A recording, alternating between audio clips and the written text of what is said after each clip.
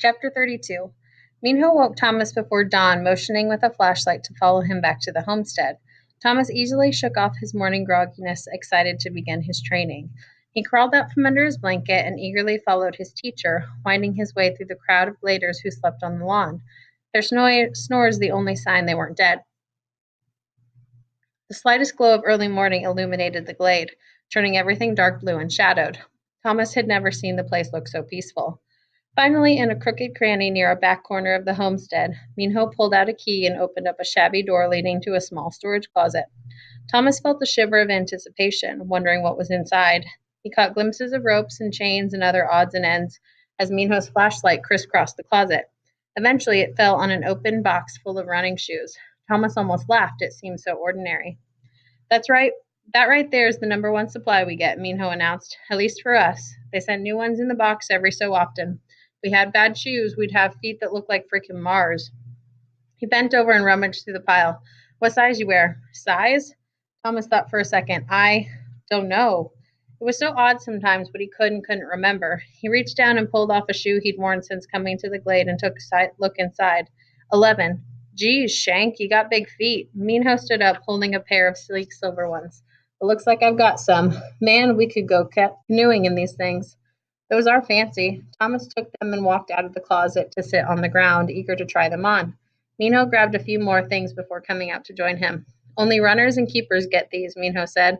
Before Thomas could look up from tying his shoes, a plastic wristwatch dropped into his lap. It was black and very simple, its face showing only a digital display of the time.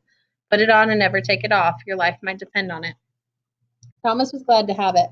Though the sun and the shadows had seemed plenty to let him know roughly what time it was up to that point, being a runner probably required more precision.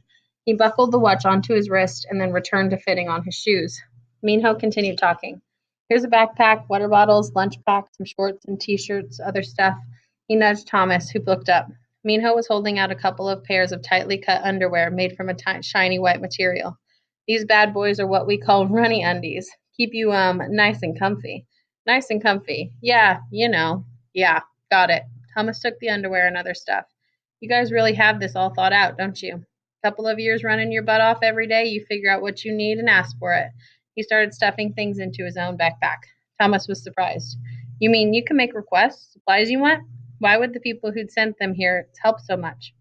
Of course we can. Just drop a note in the box and there she goes. Doesn't mean we always get what we want from the creators. Sometimes we do, sometimes we don't. Ever asked for a map? Yeah, I tried that one. Asked for a TV too, but no luck. I guess those shuck faces don't want us seeing how wonderful life is when you don't live in a freaking maze. Thomas felt a trickle of doubt that life was so great back home. What kind of world allowed people to make kids live like this? The thought surprised him, as if its source had been founded in actual memory, a wisp of light in the darkness of his mind, but it was already gone. Shaking his head, he finished lacing up his shoes, then stood up and jogged around in circles, jumping up and down to test them out. They feel pretty good. I guess I'm ready. Minho was still crouched over his backpack on the ground. He glanced up at Thomas with a look of disgust. You look like an idiot, prancing around like a shuck ballerina. Good luck out there with no breakfast, no packed lunch, no weapons. Thomas had already stopped moving, felt an icy chill. Weapons? Weapons. Minho stood and walked back to the closet. Come here, I'll show you. Thomas followed Minho into the small room and watched as he pulled a few boxes away from the back wall. Underneath lay a small trapdoor. Minho lifted it to reveal a set of wooden stairs leading into blackness. Keep him down in the basement so Shanks like Galley can't get to him. Come on. Minho went first. The stairs creaked with every shift of weight as they descended the dozen or so steps. The cool air was refreshing despite the dust and the strong scent of mildew. They hit a dirt floor, and Thomas couldn't see a thing until Minho turned on a single light bulb by pulling a string. The room was larger than Thomas had expected, at least 30 feet square. Shelves lined the walls, and there were several blocky wooden tables. Everything in sight was covered with all manner of junk that gave him the creeps. Wooden poles, metal spikes, large pieces of mesh, like what covers a chicken coop, rolls of barbed wire, saws, knives, swords. One entire wall was dedicated to archery. Wooden bows, arrows, spare strings. The sight of it immediately brought back the memory of Ben getting shot by Albie and the Deadheads. Wow, Thomas murmured, his voice a dull thump in the enclosed place. At first he was terrified that they needed so many weapons, but he was relieved to see that the vast majority of it was covered with a thick layer of dust. Don't use most of it, Minho said, but you never know. All we usually take with us is a couple of sharp knives. He nodded toward a large wooden trunk in the corner, its top open and leaning against the wall. Knives of all shapes and sizes were stacked haphazardly all the way to the top.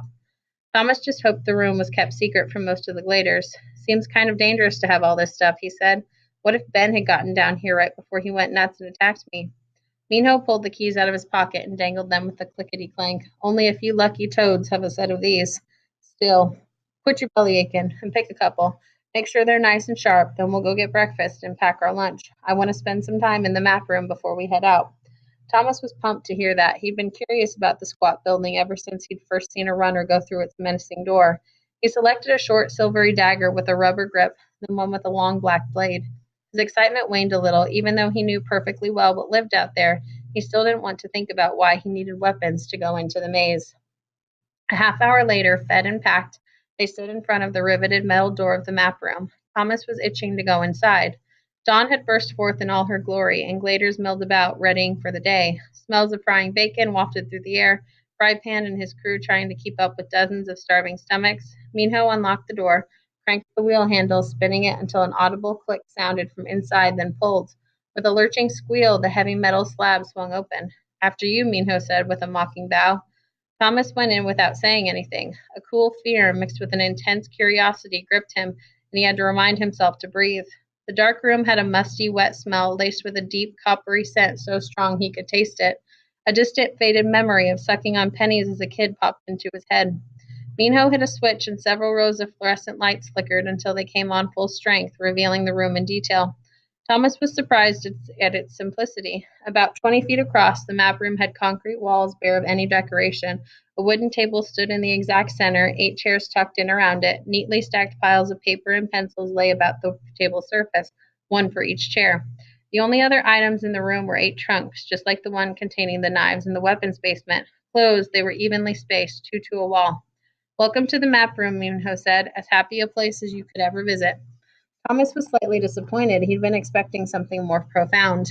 He took in a deep breath. Too bad it smells like an abandoned copper mine. I kind of like the smell. Minho pulled out 2 chairs and sat in one of them. Have a seat. I want you to get a couple of images in your head before we go out there. As Thomas sat down, Minho grabbed a piece of paper and a pencil and started drawing. Thomas leaned in to get a better look and saw that Minho had drawn a big box that filled almost the entire page. Then he filled it with smaller boxes until it looked exactly like an enclosed tic-tac-toe board, 3 rows of 3 squares, all the same size. He wrote the word Glade in the middle, then numbered the outside squares from 1 to 8, starting in the upper left corner and going clockwise. Lastly, he drew little notches here and there.